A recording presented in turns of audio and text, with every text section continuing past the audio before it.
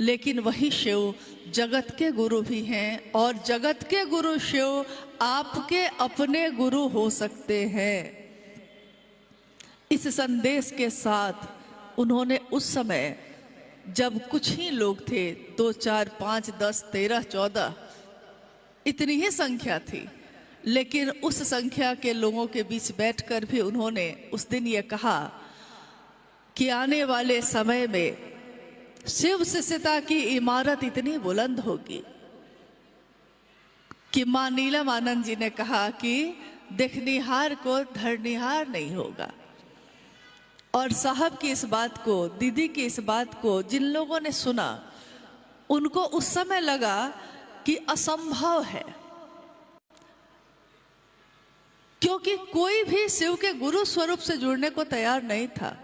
लोग उनके दानदाता स्वरूप से तो जुड़े थे, ज्ञानदाता स्वरूप से जुड़ने के लिए उनकी न मनसा थी, न नियत थी और न उनकी इच्छा थी।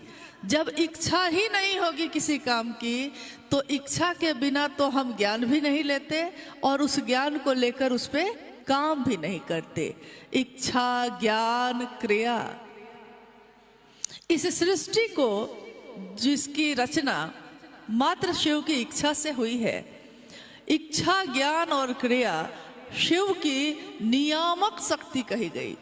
नियामक यानी नियंत्रण करने वाली, चलने वाली, जिसके अंदर ही सारी चीजें चलती हैं। इच्छा ना हो तो हम ज्ञान नहीं लेते, ज्ञान ना हो तो हम काम नहीं करते। तो सारे सृष्टि के संचालन में इन तीनों की भूमिका बहुत अहम है। महादेव के विभिन्न स्वरूपों की पूजा अर्चना का अविरल प्रवाह भारत ही नहीं, विश्व के अनेक देशों में प्राचीन समय से होता आया है। महादेव की पूजा करके हमने बहुत कुछ पाया भी है। हमारी मनोकामनाएं पूरी हुई, हमारी मनौतियां पूरी हुई। आज भी शिव जो दिखाई नहीं देते, लेकिन मंदिरों में या शिव के शिवलिंग के पास शिव की मूर्ति, शिव की तस्वीर, शिव की का जो भी ध्यान हमारे मन में आता है, चाहे वो निराकार हो, चाहे वो साकार हो, उस रूप में हम उस शिव के पास अपना ध्यान लगाते हैं, उनसे मांगते हैं और हमारी मांग पूरी भी होती है।